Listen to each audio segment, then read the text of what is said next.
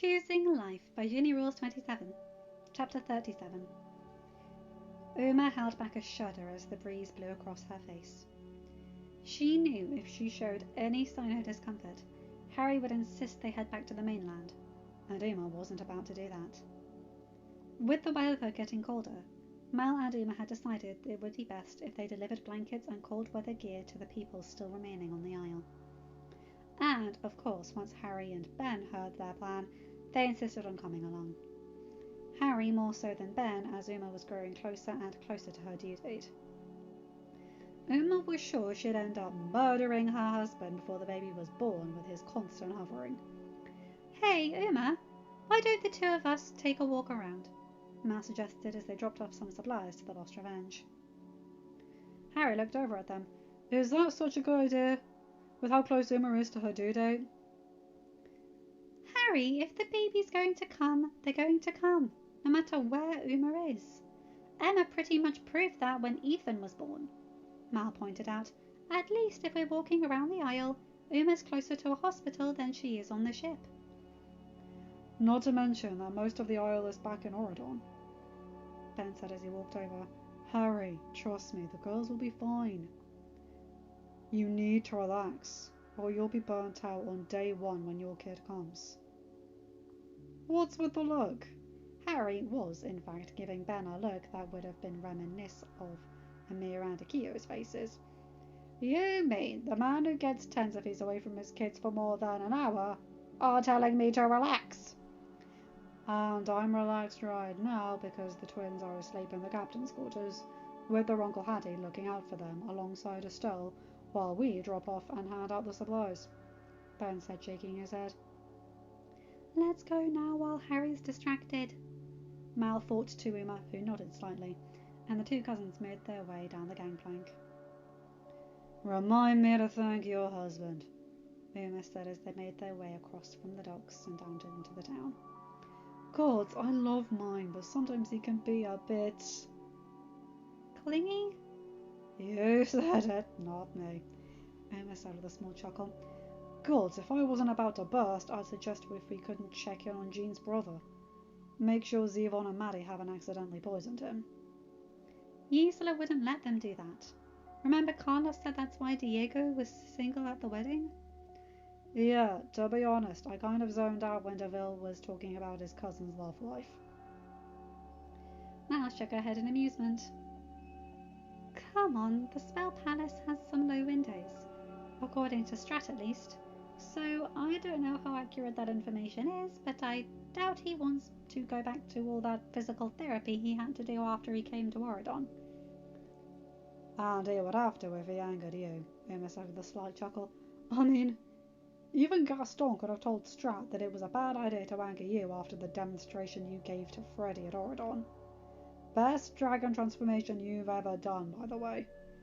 "And here I thought you would have said that my best dragon transformation was when I transformed to execute Freddy boy," Mal said with a small chuckle.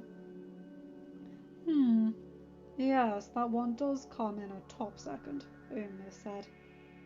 "But after everything the Gazelle and Natbat put you through back then, to the point where you stopped wearing your jacket of all things, and put contacts in your eyes, that's why the cotillion transformation is higher, because it marked the true return of my cousin, and I knew you'd be alright. God, this baby needs to get out of me. They're making me mushy." Mal couldn't help but give Uma a small smile, as if she knew exactly what her cousin was thinking about. She also knew that some things could be left unsaid, even on the Isle. They weren't stupid after all. They weren't about to give someone something they could use against them. Even if one of them was the captain of their ship, and the other was a queen. "You know, Akio probably would be freaking out if he knew you were walking around without a guard," Uma said. "That I am," Uma told her. "I've got you, cuz."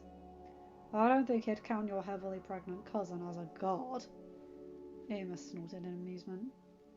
"We're on an isle surrounded by water, and you've got your water magic," Mal said, shrugging slightly.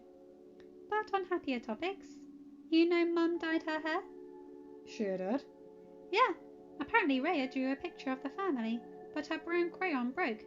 So she thought about grabbing red to get as close to brown as she could, but actually drew Mum with pink hair.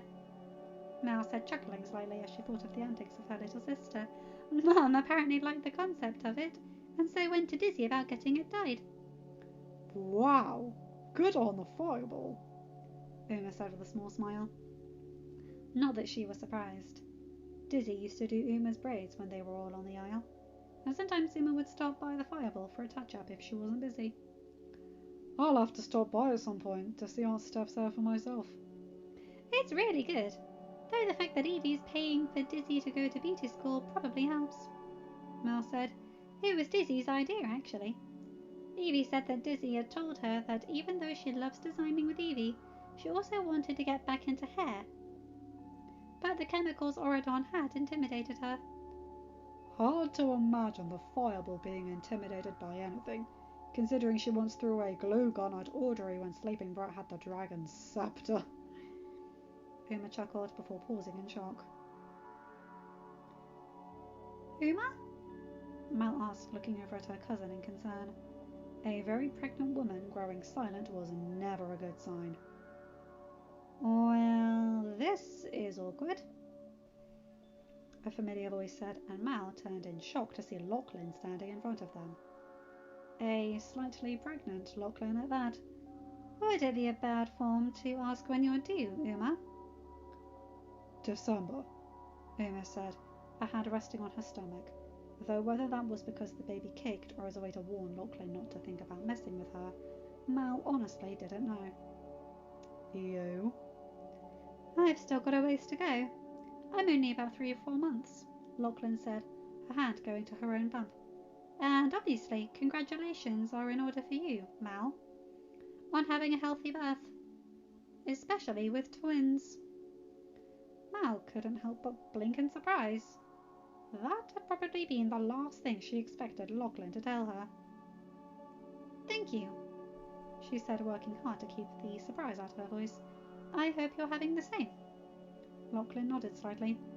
The thought's appreciated, though it's a bit more of a guarantee now that we have a hospital. I know we've had our differences, Mal, but if there's one thing I can't deny that the Isle owes you for, it's you and your beastie boy getting the hospital here. I don't think I would have survived giving birth to my first child. My daughter, my stillborn, my Blake, if we hadn't had the hospital, Lachlan thought. It's what the Isle should have had for 20 years, Mal said with a small nod of her head, unaware of Lachlan's thoughts. Ben and I weren't going to let it go 20 more. Lachlan nodded again, and an uncomfortable silence fell over the group of 3 women. After all, what did you say to the person who used to be your enemy? Especially when that person also used to be someone you trusted with your life. Uma bit her lip slightly before speaking up. Lachlan, I know we were never close, but I feel the need to ask. From one expectant mother to another, was it consensual? Lachlan nodded slightly, any shock she felt at getting the question never visible on her face. Yeah, it was. I mean, the pregnancy itself was unexpected, but the act that created the pregnancy was consensual. And I know Harry, would rather hook himself than harm you. But I feel I should return the question. Mal snorted slightly as Uma chuckled and shook her head. Lachlan, you can be assured both parties consented to this pregnancy, she said. Ah, so you're truly out of your denial, then, Lachlan said. Only took them about 10 years or so. Mal said with a small snort. We were never in denial, Uma said and shook her head. Keep telling yourself that, cuz. Mal chuckled. Lachlan couldn't help the small smile that graced her lips before sighing. Well, watch your back, you two. I'd better go. Mal nodded slightly. Watch your back too, Lachlan. And if you needed anything, let us know.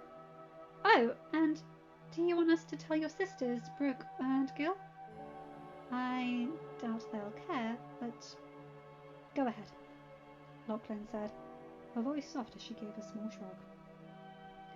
Uma and Mal looked at each other, a little unsure of how to proceed.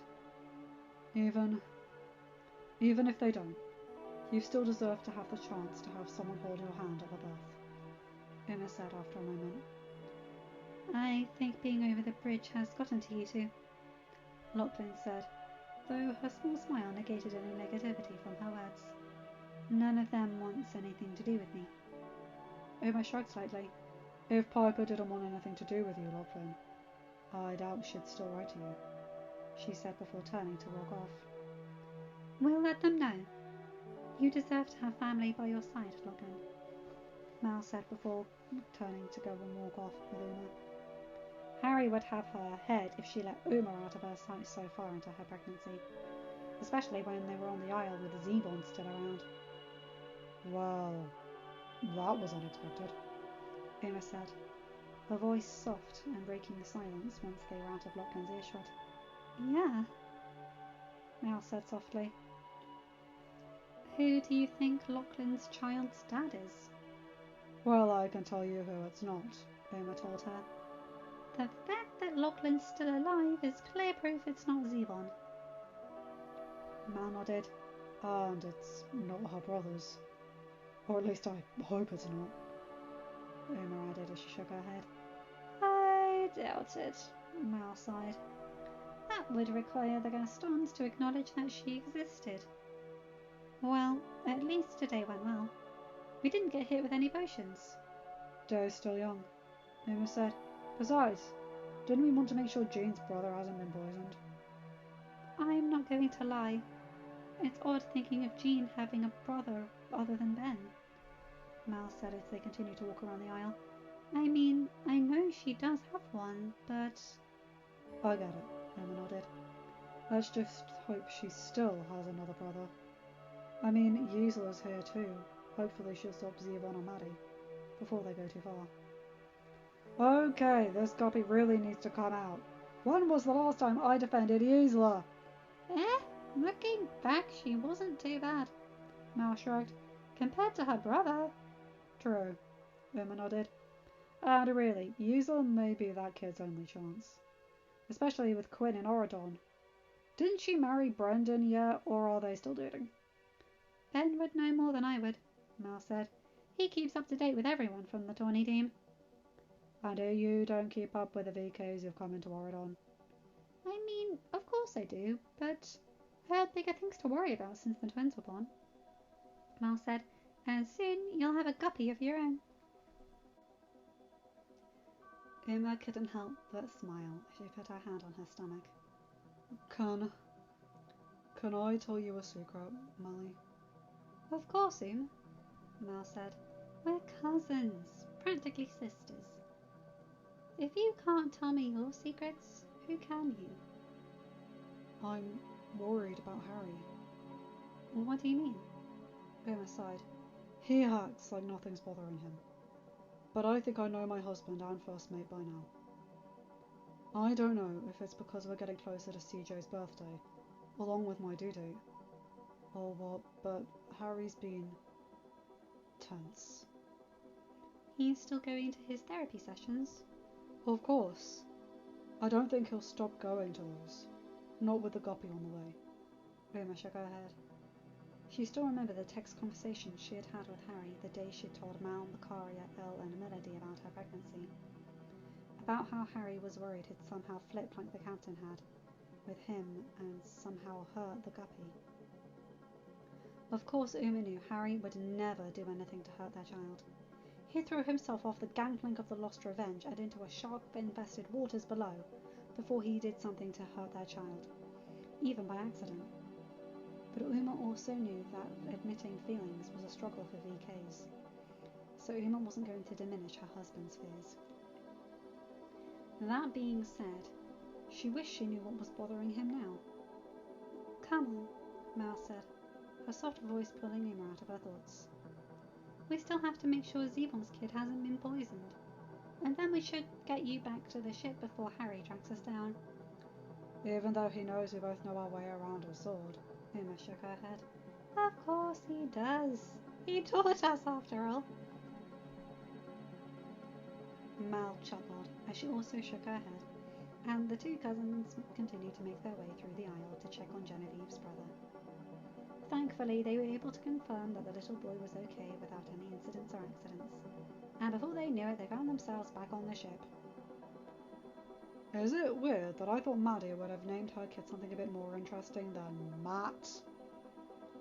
Uma asked. Truthfully, I haven't thought much about Maddie since we left the Isle. Mal thought before pausing. No, wait, that's a lie. I did think about how it was a shame Melody's kid would have the same nickname as Old Greenhair, but other than that... How'd she get green hair again? Uma asked. She ditched me because she didn't want to be in my shadow when we were 3. I poured a bunch of lye on her head and turned her purple hair green. Mal said before looking at Uma. You know all of this? I know. I just love hearing you say it, cuz... Uma said with a smirk before shaking her head as Harry came rushing over. You know, I'll be very thankful once this guppy's born if it gets Harry to relax. You and me both, Uma. You and me both. Mal said. You and me both. End of chapter. Hi guys, hope you enjoyed that one. I'm looking forward to this. This is very, very nice. I'm loving this. I just like that they're having a chance to go back to the Isle and chat, and that bit with Lachlan, I forgot about that. Jeez. I like that they're being respectful to each other now that the hatchet's been buried, so to speak. Anyway, yeah, you guys know the drill. Like, comment, and subscribe, and hit that bell to be notified whenever I upload a new video. Have a good day, night, or whatever time zone you're in. Bye, my guys, gals, and all bye, my pals. I'll see you in another video.